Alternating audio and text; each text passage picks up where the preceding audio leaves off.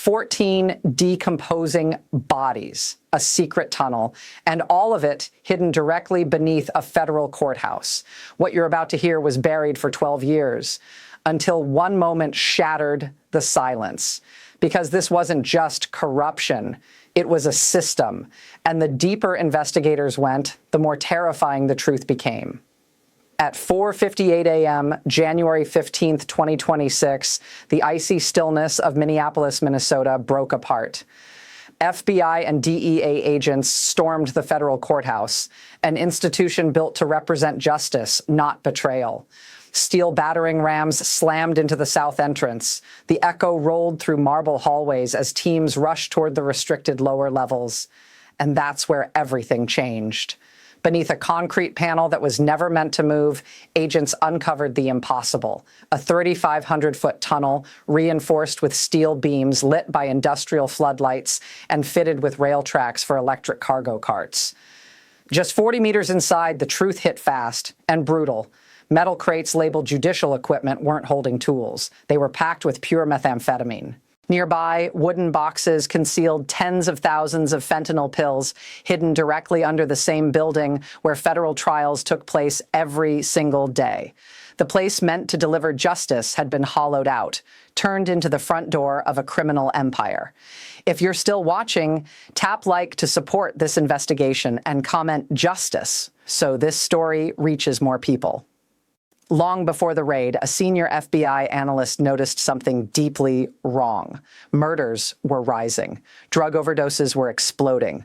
Hospitals reported waves of critical patients admitted during overnight shifts for poisoning. Yet street-level crime had dropped nearly 38%. The numbers didn't add up. And then came the most disturbing pattern of all. Youth shelters and orphanages were reporting placements, children approved for adoption, who then vanished from every state database. No school enrollments, no medical records, no transfers. They were simply gone. As investigators dug deeper, two names kept resurfacing. The first, federal judge Abdira Zak Noir, a respected Somali-American jurist with nearly 2 decades on the bench, calm, polished, untouchable. On paper, a guardian of due process. In reality, his signature created a legal shield that let a criminal network move freely across the state, undetected. The second name, Lena Hartwell, the governor's celebrated policy advisor, publicly praised as a reformer, privately controlling funding routes, oversight procedures, and quietly diverting security audits away from key locations, including the courthouse itself. When analysts overlaid court orders, procurement contracts, and prison renovation budgets, the truth became undeniable. Both names sat at the center of every unexplained flow of money. The breaking point came when sealed disclosures revealed 19 high-ranking officials sharing the same pattern of unexplained financial growth. What looked like leadership was actually the backbone of a 12-year criminal empire. If this makes you angry, comment, expose them, and like the video so this story doesn't disappear. This wasn't a system that failed. It was a system redesigned. The courts weren't compromised. They were repurposed. And then investigators reached the far end of the tunnel. Behind a sealed steel chamber, agents opened industrial barrels. Inside were 14 skeletal remains, each wrapped, each tagged. Forensics confirmed the unthinkable. All 14 were state officials reported missing over the last decade. Inspectors, auditors, compliance officers, people who asked questions this network couldn't afford to answer. The tunnel wasn't just a smuggling route. It met every standard of dual-use terrorist infrastructure, independent power, isolated ventilation, and rail systems capable of moving bodies, cash, and chemicals without detection. Even more alarming, DHS models determined the fentanyl concentration beneath the courthouse was mass casualty capable if ever released. Then came the financial alarm. Coded offshore transfers matched patterns previously seen in extremist networks. This wasn't just drugs. It was a weaponized operation protected by government authority, capable of destabilizing entire regions without firing a single shot. For 12 years, it expanded beneath the nation's feet, unnoticed, unchallenged, nearly unstoppable. That's when the White House intervened.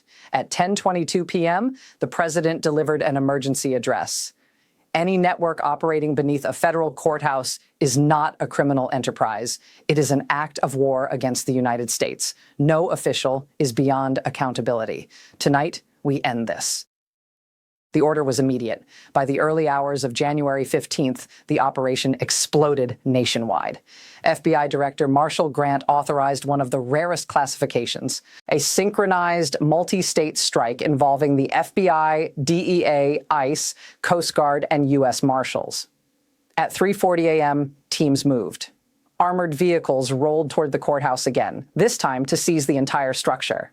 Tactical units descended into the tunnel, following it toward an abandoned industrial zone near the Mississippi River. Generators hummed. Cargo tracks cut into dust. The air reeked of chemicals. At 4:12 a.m., DEA agents breached a warehouse registered as a judicial storage vendor. Inside, conveyor belts dusted with white powder, presses still warm, pallets stacked with sealed crates. The workers had fled minutes earlier. Meanwhile, ICE units stormed properties tied to a so-called social foundation. They found cash-filled safes, blank identity cards, and files detailing the transfer of children between shelters. Evidence of erased lives. Then came the chase. At 5:03 a.m., Coast Guard radar picked up a vessel racing toward Canadian waters from Duluth. Intelligence confirmed it.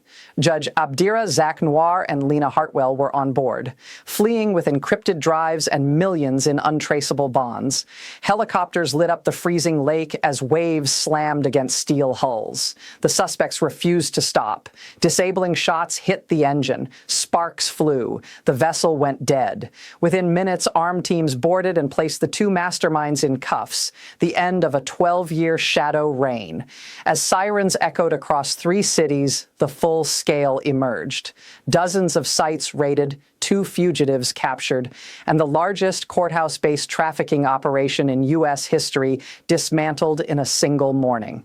But what agents found next shocked even veterans. Beneath the city lay a fully engineered narcotics depot, nearly the length of a football field. Steel racks stacked 5 feet high, crates marked with coded labels.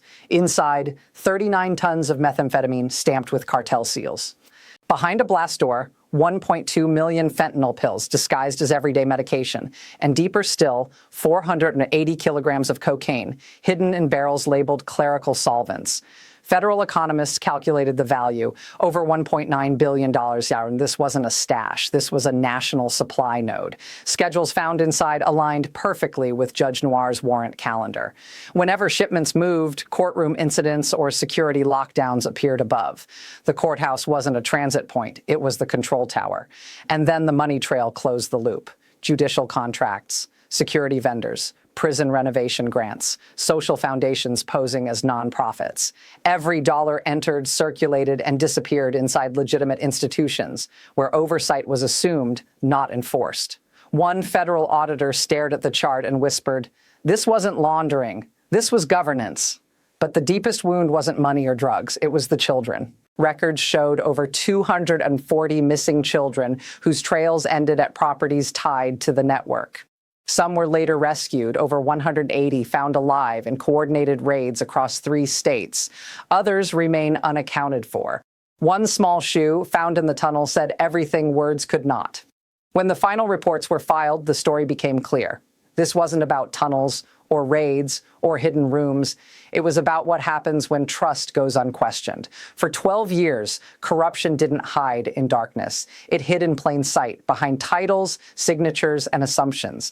But this story doesn't end in fear. It ends in clarity, because justice only survives when people pay attention, when analysts question numbers, when social workers speak up, when agents follow the truth, even into danger, and when the voiceless are finally heard. If this investigation moved you, make your voice part of the change. Like the video, share it, comment your thoughts. Because awareness creates accountability, and accountability creates safety. And together we make sure stories like this are never buried again.